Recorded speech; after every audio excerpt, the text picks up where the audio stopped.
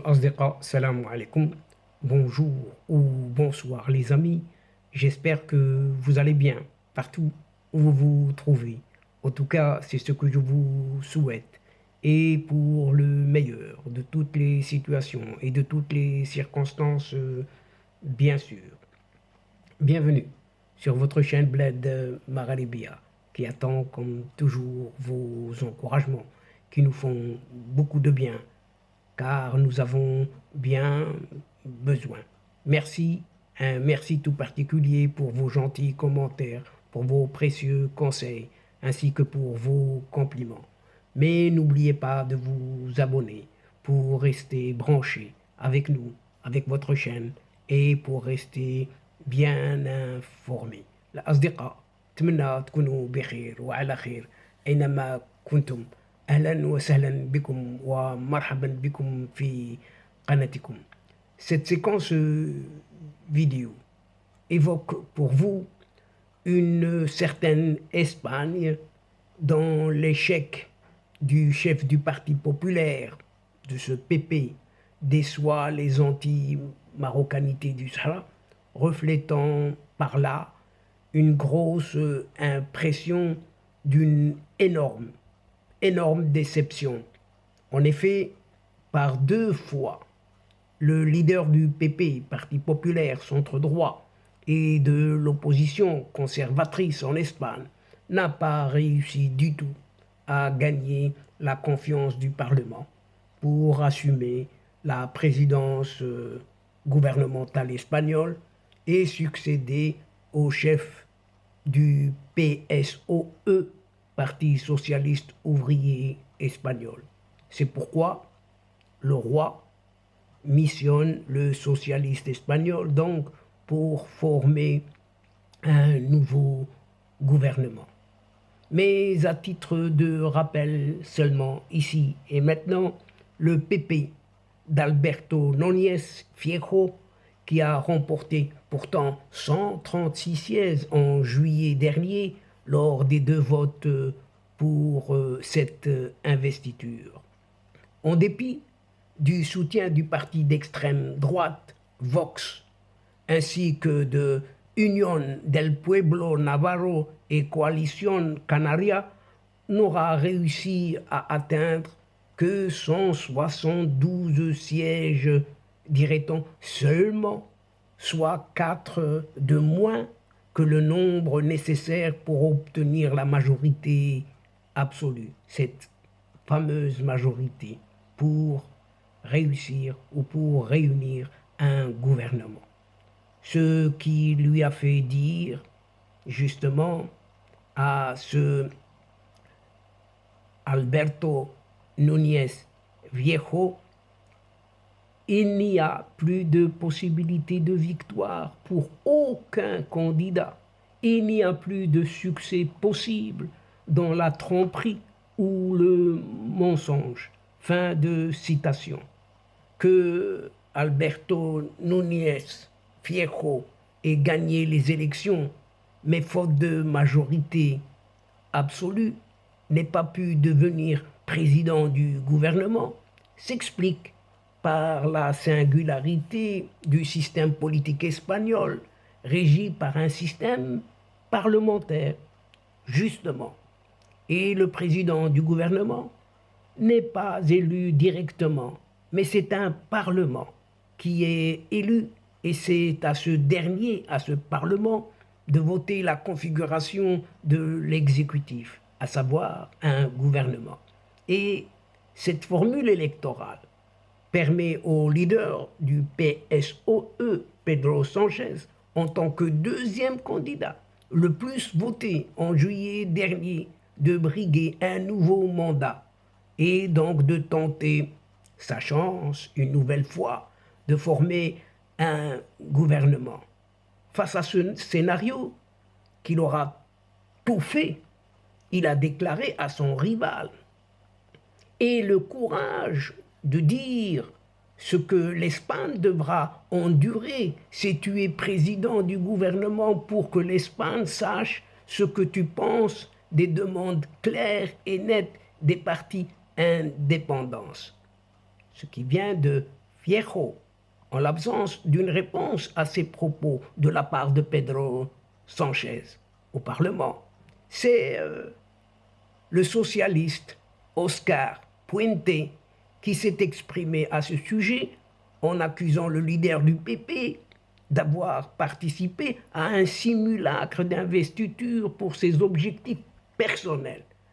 Mais ce qui reste en travers de la gorge de Alberto Núñez Fierro, qu'il a d'ailleurs confirmé dans nombre de déclarations, c'est la politique étrangère du gouvernement de Pedro Sanchez, et particulièrement la position de ce Pedro Sanchez, justement, sur un certain Sahara marocain.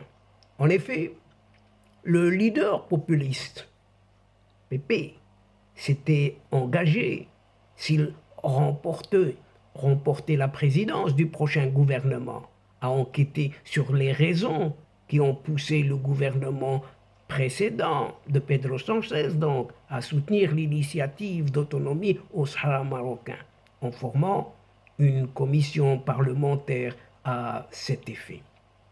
Il semblerait que les opposants à la proposition marocaine sur la question du Sahara misent surtout sur le leader du Parti populaire pour changer cette situation. Mais que peut-il faire? Ce que du reste, un certain pseudo-président algérien, un certain raté, athée, dans son entretien avec cette fameuse journaliste algérienne d'Al Jazeera, avait affirmé à plusieurs reprises. Sabri Lhlou, un avocat et expert en droit international en matière d'immigration et de sécurité, spécialiste entre autres des questions sahariennes, a déclaré que Alberto Núñez n'avait pas utilisé la révision de la position de l'État espagnol sur le Sahara marocain comme une manœuvre pour gagner les faveurs de ses opposants. Et Sabri Lhlou, qui occupe également le poste de président général de l'Académie de pensée stratégique de Dra et Tefilel, a souligné que cet échec est considéré comme un revers et une déception pour ceux qui parient sur Alberto Núñez Fierro et son parti, malgré l'opportunité et préférence que lui accorde le roi Philippe VI. L'expert en droit international, Sabri Lhlou, a en outre souligné que ce qu'il faut comprendre, c'est que la position claire du gouvernement Sanchez en faveur du Sahara marocain n'est pas seulement une décision partisane, mais plutôt une position enracinée dans le cadre ou dans l'état profond en Espagne dans le cadre d'un accord international sous la forme d'une feuille de route qui précise les obligations correspondantes de chaque partie au conflit. De son côté, Abbas Al-Wardi, professeur de sciences politiques à l'université Mohammed V de Rabat, indiquait dans un entretien que les opposants à l'intégrité territoriale du Royaume du Maroc et soutenu en tout point de vue par le régime algérien et ses lobbyistes, cherchent un gouvernement dirigé par justement le Parti populaire. Mais c'est un pari complètement, totalement perdu. Abbas El-Wardi a ajouté donc les manœuvres de Alberto Núñez Fierro pour convaincre les voix opposées à la position espagnole sur le Sahara marocain n'ont pas trouvé d'écho en Espagne, car les royaumes espagnols et marocains parient l'un sur l'autre et maintiennent leurs engagements. Abbas El-Wardi a souligné que l'Espagne n'a aucun intérêt à nuire ses relations avec le Maroc, Bien au contraire. Elle qui devrait s'épanouir dans la prochaine étape et à continuer à s'étendre sur un certain nombre de secteurs, communication, coopération dans les domaines social, économique, culturel et politique, d'autant plus qu'un grand projet pointe à l'horizon, à savoir cette fameuse organisation tripartite de la Coupe du Monde 2030 de football avec le Portugal, qui pourrait bien leur échoir. Sachant aussi que le roi d'Espagne, Philippe VI, vient juste de charger ce mardi le premier ministre sortant, le socialiste Pedro Sánchez, de présenter sa candidature devant le Parlement pour tenter d'être reconduit au pouvoir. C'est ce qu'a annoncé la présidente de la Chambre des députés. Le roi d'Espagne, Philippe VI, a chargé, pas plus tard que ce mardi, c'est tout frais, le Premier ministre sortant, le socialiste Pedro Sánchez, de présenter sa candidature devant le Parlement pour tenter d'être reconduit au pouvoir. C'est ce qu'a annoncé cette présidente socialiste de la Chambre des députés, afin de décrocher la confiance des députés que son rival conservateur, comme nous l'avons décrit, Alberto Núñez Fierro, n'a pas obtenu la semaine dernière, pas plus tard que la semaine dernière. Eh bien, le socialiste Pedro Sánchez devra disposer du soutien crucial des indépendantistes catalans qui exigent en échange une mesure d'amnistie très controversée en Espagne. La candidature de Pedro Sánchez était très attendue après l'échec annoncé du chef de la droite espagnole Alberto Núñez Fierro. Cependant, comme prévu, c'était prévu, c'est le destin, c'était écrit. Alberto Núñez Fierro, le chef du Parti populaire, PP, arrivé pourtant en tête des législatives du 23 juillet dernier, mais sans majorité viable, a échoué, complètement échoué la semaine dernière à se faire investir comme Premier ministre par les députés. Cette fois-ci, c'est Pedro Sánchez qui doit désormais former une majorité avant le 27 novembre prochain, faute de quoi un nouveau scrutin sera automatiquement convoqué pour la mi-janvier de l'année prochaine, 2024. Alors, chers amis, attendons pour voir la suite.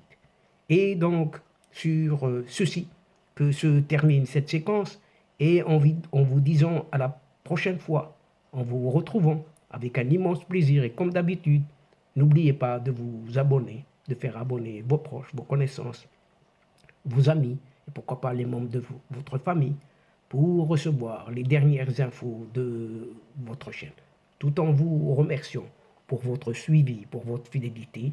Mais n'oubliez pas de partager, toujours partager autant que vous pouvez le faire. Là où vous êtes, faites-le partout, car la chaîne a besoin énormément de vous. الأصدقاء وصلنا إلى نهاية هذه الحلقة، وقبل موعد آخر للمرة القادمة إن شاء الله لا تنسوا الاشتراك لتصلكم الفيديوهات أخرى، ونشكركم على مشاركتكم للمتابعة. L'instant est juste arrivé pour vous dire au revoir les amis et à la prochaine fois إن شاء الله. الأصدقاء السلام عليكم ورحمة الله وبركاته. مع السلامة.